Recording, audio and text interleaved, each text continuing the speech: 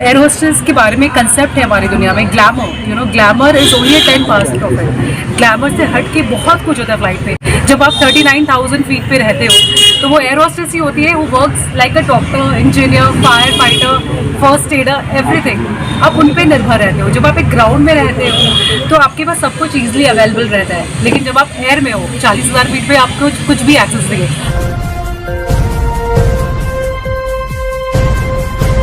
जो प्रयास है कि जो एविएशन फील्ड है ना, उसमें बिहार में लोगों की जागरूकता कम है, अवेयरनेस कम है। उसी को लेके हमने ये प्रोग्राम रखा है। और इसमें जो हमारे साथ मैम आई हुई है, पिछले 15 साल से इसी फील्ड में है।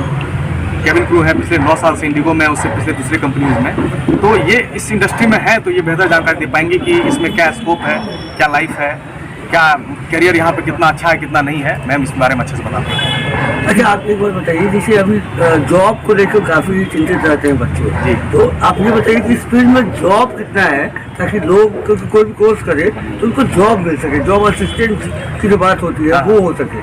अब मैं आपको इसमें टेक्निकल बात बताऊंगा। ये 2-3 रिपोर्ट मिला के मैं बताता हूँ। DGCA का भी रिपोर्ट है, ICAO International Civil Aviation Organization का भी रिपोर्ट है। और ये दोनों ने बताया कि 2025 तक हिंदुस्तान में 110 करोड़ नए लोग फ्लाई कर रहे होंगे। और अब ये दोनों ने रिपोर्ट दिया, और गवर्नमेंट ऑफ इंडिया का बयान है, बाकायदा आप रिसर्च करेंगे तो सिविल एविएशन मिनिस्टर का बयान है ये, कि ज्योतिरादित्य सिंधिया साहब का, कि 2025 तक में हिंदुस्तान को 220 नए एयरपोर्ट चाहिए। ये डिमांड है, 110 करोड़ लोग फ्लाई कर रहे होंगे, और उस डिमांड को फुलफिल करने के लिए 220 नए एयरपोर्ट चाहिए। अब जाहिर सी बात है, 220 नए एयरपोर्ट अगर खुलेंगे तो जॉब्स भी आएंगी। ICAO का एक और रिपोर्ट है कि 2025 तक में डायरेक्ट तौर पे 40 लाख लोगों की ज़रूरत है इस इंडस्ट्री को, और इनडायरेक्ट तौर पे 70 लाख लोगों की ज़रूरत है टोटल। तो जाहिर सी बात है कि जॉब बहुत सारी यहाँ पे आने वाली है। और ये इंडस्ट्री 3 साल नीचे जाती है, 10 साल ऊपर जाती है। तो 2021 से ये ऊपर जाना शुरू हुआ है, तो जाहिर सी बात अगले 10 साल जॉब का कोई यहाँ पे पूछना नहीं है, बहुत जॉब है। नौकरी के नाम पर बहुत से लोग फर्जीवाड़ा भी करते हैं, जैसा कि आपने देखा कि पिछले दिनों एमरोज नाम के एक इंस्टीट्यूट चल रही थी गांधी मैदान में, और उस पर क्लेम लगाया कि 5-5 लाख रुपया पर स्टूडेंट से लेकर वो नौकरी के नाम पर बस जो भी कॉल सेंटर में जाकर कहीं लगवा दे रहा था, दिल्ली चाहे जहाँ भी हो। कैसे यहाँ पे स्टूडेंट उम्मीद करे कि यहाँ पे श्योर है कि उसको जॉब लगेगा? देखिए, श्योर का बात कुछ नहीं होता। हमारे बच्चे भी यहाँ बैठे हुए हैं, आप उनसे भी पूछ सकते हैं। हम लोग इस तरह का कोई कमिटमेंट नहीं करते, ना ही इतना पैसा हम किसी लेते हैं। ठीक है, हमारा तो एक फी में भी अलग है। आप पूरे हिंदुस्तान में कहीं भी जाएंगे तो 1,30,000 से कम कहीं फी नहीं है। 1,30,000, 1,50,000, लेकिन हमने फी का स्ट्रक्चर अलग रखा है। जो बच्चे हमारे पास आते हैं उनको हम काउंसिल करते हैं और देखते हैं कि जो उसमें कमी है उतना ही फी कोट करते हैं हम।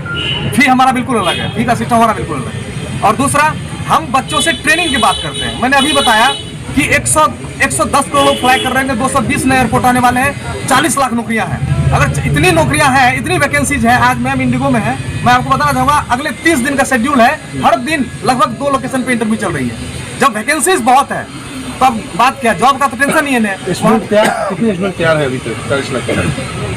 40 लाख आपके पास एक स्टूडेंट है? जो हमारे यहाँ तो अभी कम स्टूडेंट, हमने तो अभी शुरू किया है। अभी हमारे यहाँ अंडर 20 ही स्टूडेंट है अभी, ठीक है। और ये अवेयरनेस प्रोग्राम ही है कि बिहार में बहुत सारे लोग बड़ा प्रोफाइल देखते देखते उनकी उम्र बीत जाती है। ये भी एक जॉब का स्कोप है, ये भी एक सेक्टर है जहाँ पे अपना करियर बना सकते हैं। बताऊँ, इन्होंने टेक्निकल बातें बताई दी है, तो मैं आपको ये बताना चाहूँगी कि मैं भी बिहार से हूँ, मैं भागलपुर से हूँ। और 16 साल पहले जब मैंने ड्रीम देखा था एयर होस्टेस बनेगा, तो ये बहुत नामुमकिन सा था, बिकॉज बिहार में अवेयरनेस बहुत कम है। We belong to a place जहाँ एयरपोर्ट, एयरक्राफ्ट दूर दूर तक नजर नहीं आता, specially in a place called Bhagalpur. तो पर इसका मतलब ये नहीं कि आप अपने सपने छोटे देखो। Of course you have to dream big, और पैशनेट होना बहुत ज़रूरी है। डिटर्मिनेशन, पैशनेट, डिसिप्लिन, ये सब चीज़ों के साथ आप आगे बढ़ोगे तो निश्चित सफलता मिलेगी। सुंदरता पर आप सुंदरता कितना मायने रखता है कि देखिए, सुंदरता is a part of it. एक फिजिकल फिटनेस इज़ इम्पॉर्टेंट, आपकी पर्सनालिटी इंपॉर्टेंट होती है। बिकॉज जो एयर होस्टेस के बारे में कंसेप्ट है हमारी दुनिया में glamour is only 10% of it. Glamour से हट के बहुत कुछ होता है फ्लाइट पे। जब आप 39,000 फीट पे रहते हो तो वो एयर होस्टेस ही होती है, वो works like a doctor, engineer, fire fighter, first adder, everything.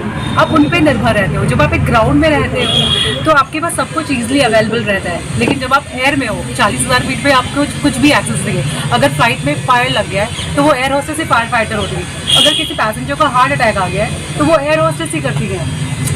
You name it and we do it, you know. In fact, you know, an air hostess is also trained to give a child birth. और मैंने आप सभी लोग ने news देखा ही हुआ, कई बार होता है जब चाइल्ड बर्थ होती है लॉन्ग हॉल फ्लाइट्स में, क्योंकि वहाँ पे आप कभी लैंड नहीं कर पाते नियरेस्ट डेस्टिनेशन पे। So you have to be skilled, you know. आप जब खूबसूरती ज़्यादा स्किल मैटर करता है। स्किल बहुत ज़रूरी है। ड्यूरेशन कोर्स कितनी है? ये तो सब अलग अलग होता है, मैंने बताया हमारा फी अलग है। सबका जो जितनी कमी है उतना ही समय हम उसका रखते हैं। एक सवाल एयर मैम होस्टेस आपको, के लिए हाइट कितना? 155 cm एग्जैक्टली। मिनिमम, लड़कियों की, लड़कों की 170 cm। अच्छा एक सवाल है कि बहुत सारे बच्चे हैं हमारे जो बिहार और गांव से बहुत ज़्यादा है यहाँ पे, तो गांव के बच्चे में ये सपना ये देख सकते हैं कि नहीं, या वो जा सकते हैं, क्या एजुकेशन चाहिए इसके लिए एयर होस्टेस बनने के लिए, वो आप बताइए ताकि जो गांव के जो बच्चे हैं या बच्चे हैं वो इंस्पायर हो सके। मैं भागलपुर से हूँ और जब 16 साल पहले हम एयर होस्टेस बने थे तो मैंने किंगफिशर एयरलाइंस से स्टार्ट किया था अपना करियर, जो कि एक 5 स्टार एयरलाइन थी। वो 2006 में खुली थी और 2007 फरवरी 23 आई स्टार्टेड फ्लाइंग। तो अगर हम वो सपना देख सकते हैं, क्योंकि हम लोग जॉइंट फैमिली होते हैं, I belong to a particular orthodox Marwari joint family, you know. तो हम लोग छत पे सोते थे क्योंकि बिजली की तो प्रॉब्लम आप जानते ही हो बिहार में। And I am talking about 16 years back, 16 साल पहले जब हम छत पे सोते थे तो यू नो, जब सोते तो आप आसमान की तरफ देखते हो, टिमटिमाता तारा है, तो यू नो वो हमारे अंदर भी था एक ड्रीम। एंड हालांकि क्योंकि मैं एक मारवाड़ी हूँ तो हमारे फैमिली में भी बहुत एप्रीहेंशन थे, यू नो। मेरे डैड सब लोग नहीं एक्सेप्ट करते एयर होस्टेस का कंसेप्ट, पर मुझे था कि यू नो नहीं, यू नो किसी भी चीज़ को का दो पहलू होता है।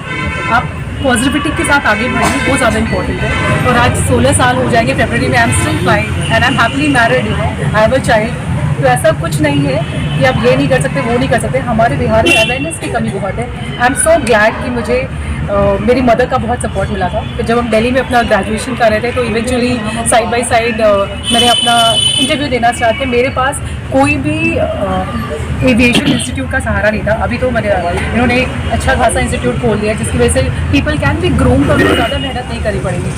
पर यस, सब लोग सपने देख सकते हैं और कहीं से भी हो, आप कुछ भी हो, you know, if you have good communication skill, good personality development, आप बिल्कुल एक एक लास्ट सवाल, एविएशन इंडस्ट्री में जाने के लिए मतलब ऐसे इंस्टीट्यूट का कितना बड़ा रोल होता है, उस पर आप थोड़ा सा बताएं। बहुत बड़ा रोल है, क्योंकि मैंने जब अपना करियर स्टार्ट किया था ऐसे इंस्टीट्यूट्स नहीं थे बिहार जैसे शहर में। ये इंस्टीट्यूट अवेयरनेस क्रिएट करती है। Airline is not only about air hostesses, वहाँ पे वास्ट फील्ड है, you can be a ground staff, AOCS, back end dispatcher, बहुत कुछ होता है एयरलाइन पे।